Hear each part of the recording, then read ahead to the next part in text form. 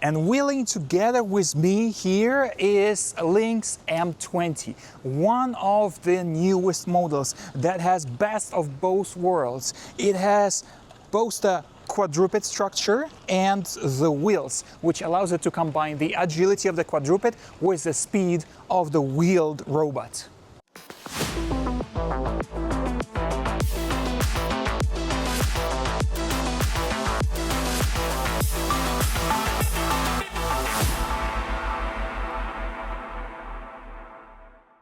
I went to see with my own eyes what some of the most advanced robotic companies in the world had in store. In the second video of the series, I visit Hangzhou-based robot manufacturer Deep Robotics. This is the name less known outside of China, so you might be surprised by the things you're about to see. I spent the whole day in their headquarters showroom, controlled various different robots, and even stood on one of them. Another one wasn't even a normal robot dog. It had both wheels and legs. Deep Robotics is located in Hangzhou, the same city as Unitree Robotics. It is not coincidence, of course. It is the city where Alibaba Group and DeepSeek have their headquarters too, so the tech sector is really strong here.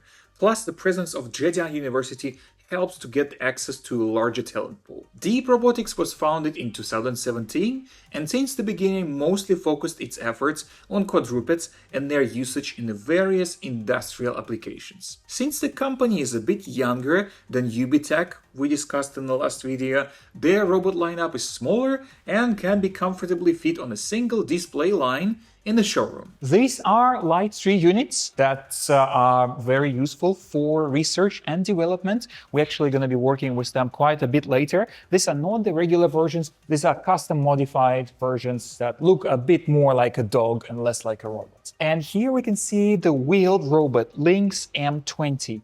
It can reach the speeds of maximum 5 meters per second, and maximum distance on one battery charge is 15 kilometers.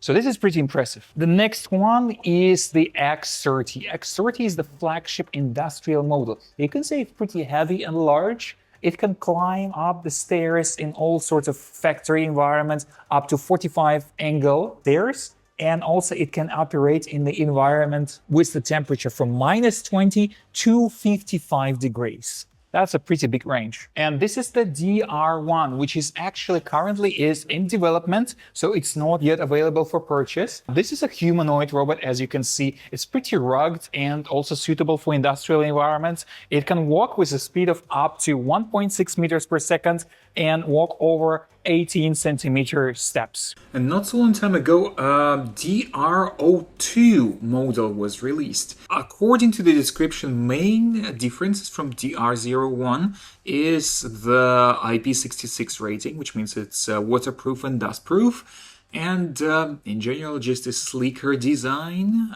and also modularity. I had the chance to try out 3 different robots that day. Heavy industrial quadruped X30, the hybrid wheels and legs Lynx M20, and the smaller quadruped Light 3 that is used for research and development purposes. X30 is mainly used for inspection work in places like power stations and industrial sites. Compared to smaller robot dogs, this one is clearly built for the rough environments. It handles stairs, slopes, and uneven ground without much trouble.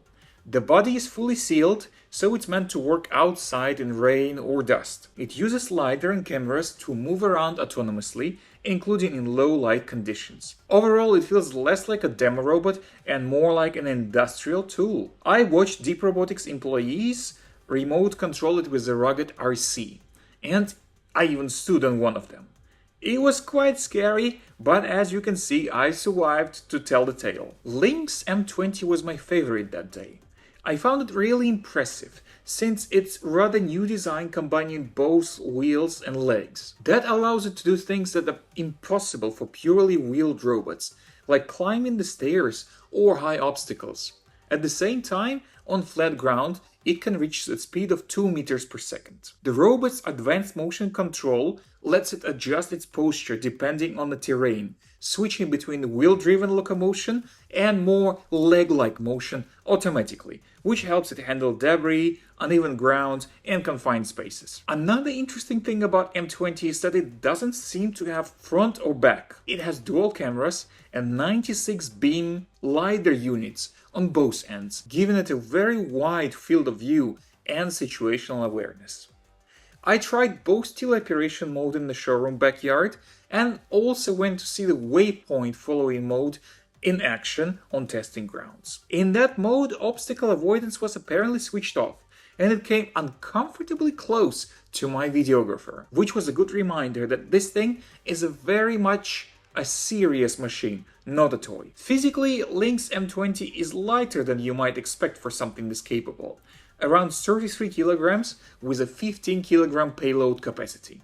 And it's built to keep going for hours, thanks to swappable batteries and a rugged industrial-rated design that works in rain, dust, and temperature extremes. Finally, after lunch, I went on to unbox and control the Light 3 unit. This one is the smallest and, well, the lightest of the whole lineup. Since it is a consumer and R&D product, it is probably the one most interesting to a lot of you watching. I decided to make a separate video about it, going into more detail on how it's controlled, what it can and can't do, and who it actually makes sense for. I did spend 3 hours with it after all. Subscribe to get notified when the video goes live.